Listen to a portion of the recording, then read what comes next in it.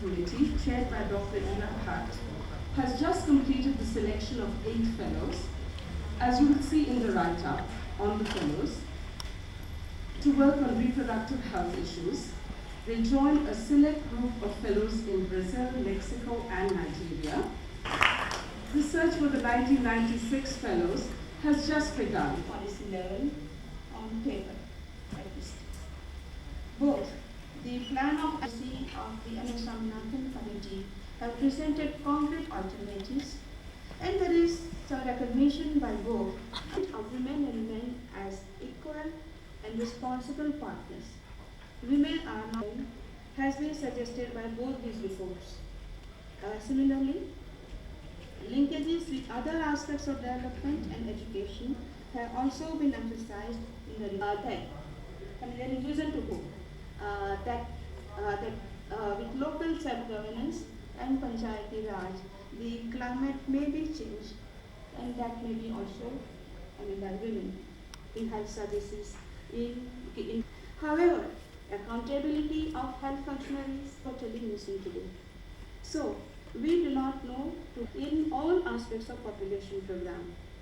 What we have population growth on a global level is a problem. Does not mean that we believe that women breed mindlessly. It does not mean that we have to promote creative strategies and encourage full participation of women in sense. Some valuable contribution will strengthen such. I invite Dr. Sen to deliver this lecture. Thank you very much. For me, it's also extremely pleasing for me that I'm associated with some new research initiative that is now being taken by the MacArthur Foundation, dealing particularly with here on the population problem, which, as my talk indicates, I regard to be an interesting and important problem to discuss. There is actually a text of this talk, which is in fact in print, but there's nothing as boring as distributing it and while people turn page and you read it and then they point out, well, that wasn't quite right what you read. And in order to avoid that, it had not been distributed at this moment. And in fact, I won't be reading it either. I would actually be basing my talk on that printed version of the lecture, but I mention it because it exists. And with the help of Poonam Mutreja, you can possibly get a copy if you're very keen on getting it. First question is, why is the population problem serious? Now, that is an issue with which my paper is not primarily concerned, but it is indirectly concerned with that. If you divide the problem into 2 types, problem 1 is, why is the population problem serious? And secondly, what can we do about it? Now, the second is to some extent parasitic on the first. If the population problem were not serious, then obviously we won't be looking for ways and means of dealing with it. But more importantly, the ways and means that we look for in dealing with a population problem must depend on, I shall argue presently, the diagnosis that we have as to why the population problem is serious. Whose lives does it affect? Why is it bad? Since we take the view, to use the philosophical term that's sometimes used, I think Derek Parfit was the first to use it, namely whether our moralities are people affecting or not. For something to be regarded as a problem, it must be a problem for some people. And the question is, for whom is it a problem? And if that's the case, if we could diagnose that, then we would get some way towards answering the question how we might tackle the population problem. Now let me get a few of the things out of the way. The population, of course, of the world has grown quite fast over the years. At the time when Malthus was very worried about the overpopulation in the world, and then he thought that the world was already overpopulated more than 200 years ago. There were less than 1 billion people in the world. There are more than 5.5 billion now.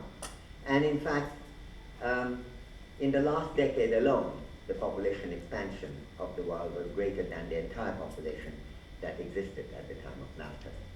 So the numbers are quite staggering, and then people think about projections, 11, 12, sometimes 8, 9, sometimes 14, depending on which projections you take. On the whole, none of these are particularly reliable projections.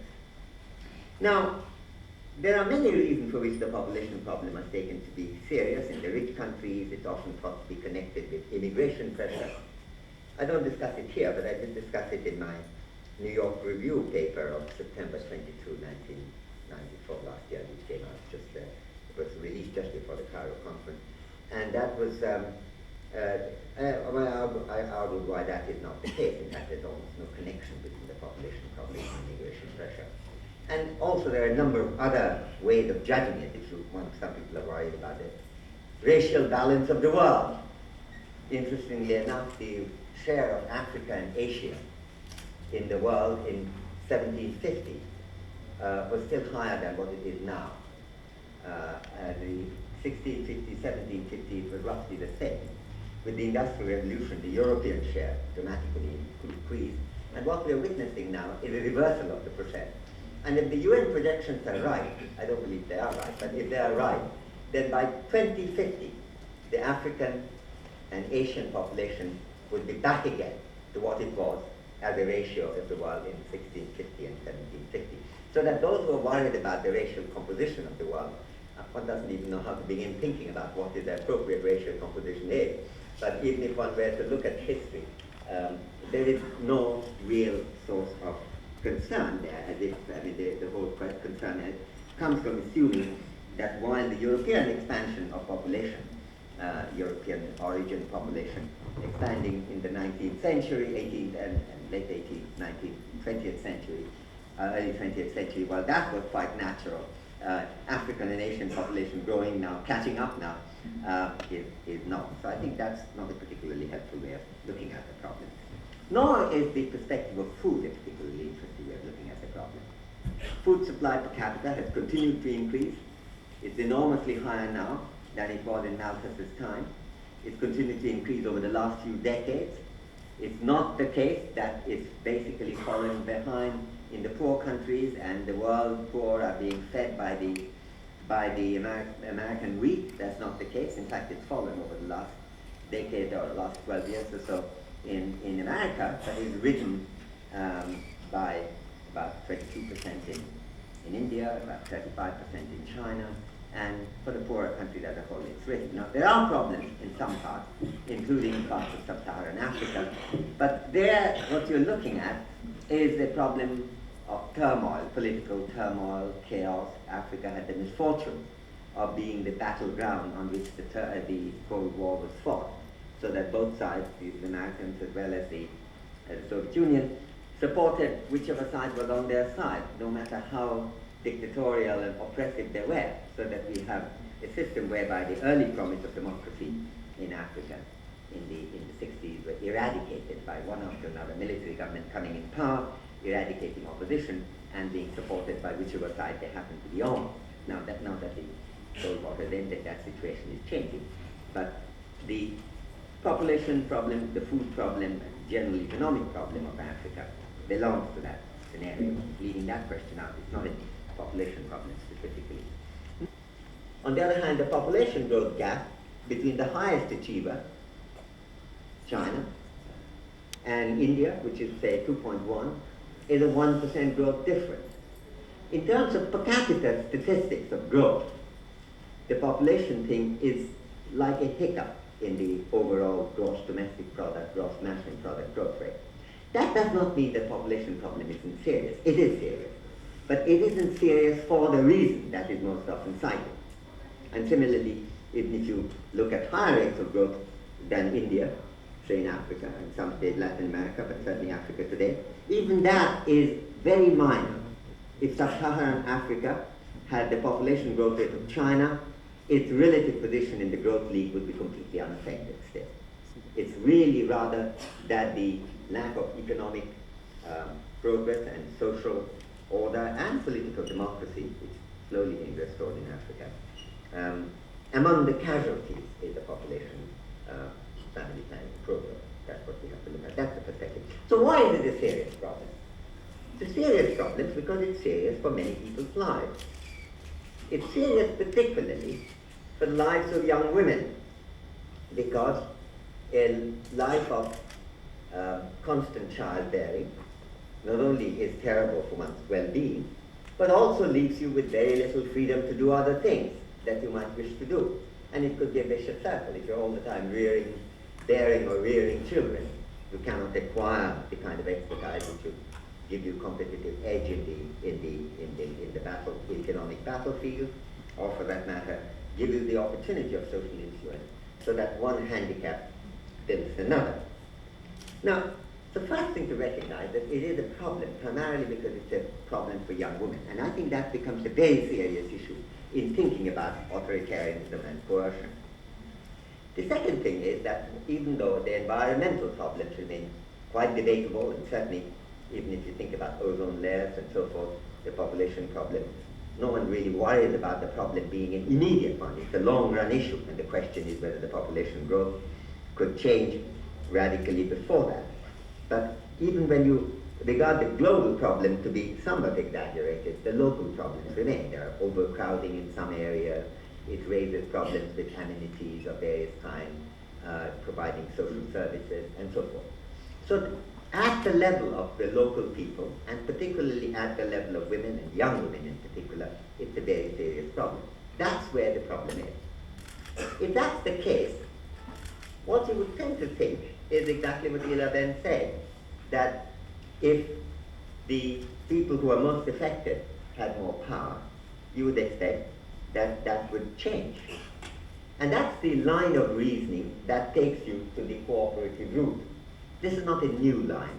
In my paper, I discuss the contrast between a French mathematical economist, or mathematician really, called Condorcet, who is a very favorite figure of mine since I spent a lot of my life working on the mathematics of social choice theory, and he was the originator of that. And Condorcet was also one of the first, he was a great Enlightenment figure. I know that it's become very common to attack the French Enlightenment and European Enlightenment now. I remain an unreformed admirer of the Enlightenment, and I think Condorcet provided a lot of important issues which need attention even now. One of them was why women's education and more power to younger women would actually deal with the population problem. It's not often recognized that the famous passage with which Malthus begins his essay on population is a quote from Condorcet, saying, could there be a problem? And Condorcet said, yes, there could be a problem. There could be too many people. There could be, people's lives could be terrible. In the next paragraph, he proceeds to say, however, this won't happen. Why? Because expansion of education, especially women's education, and this, that, and other, will change things. Malthus said he agrees with the first paragraph, but not the second.